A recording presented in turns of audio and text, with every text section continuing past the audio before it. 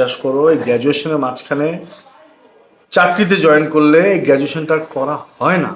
আমার পড়ালেখাটা আমি ঠিকঠাকভাবে শেষ করব, কিন্তু পাশাপাশি আমার একটা চাকরি করতেই হবে।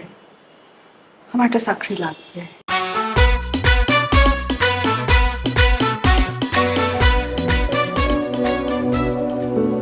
কোনো সমস্যা?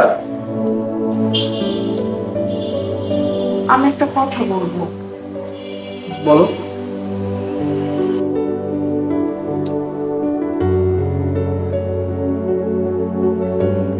আমার একটা চাকরি লাগবে।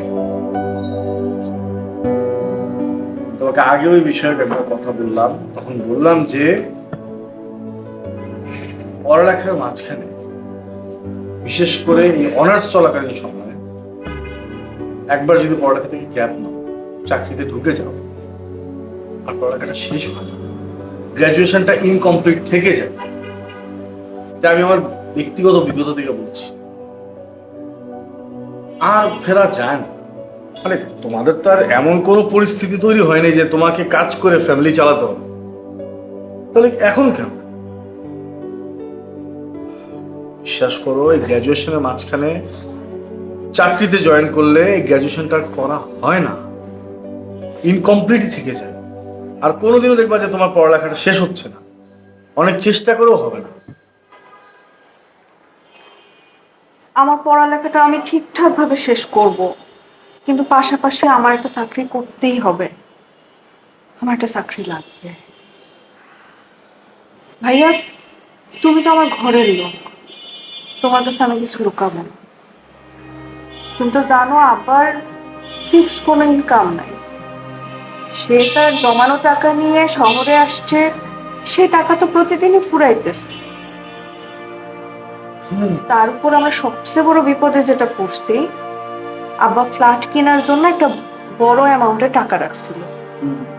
এখন আমার চাচা ব্যবসা করবে বলে আব্বার থেকে টাকা লোন নিচ্ছে এবং সে পুরা টাকাটাই সে লোন নিচ্ছে। আব্বা প্রথমে লোনটা দিতে চায়নি, কিন্তু চাচা বারবার তাকে সে নিশ্চয়তা দিচ্ছে সে খুব শীঘ্রই এই টাকাটা ফেরত দিবে। কিন্তু এখন না সে ফোন ধরতেছে, না কোনো যোগাযোগ করতেছে। এই দুশ্চিন্তাই তো আব্বা দেশে গেছে।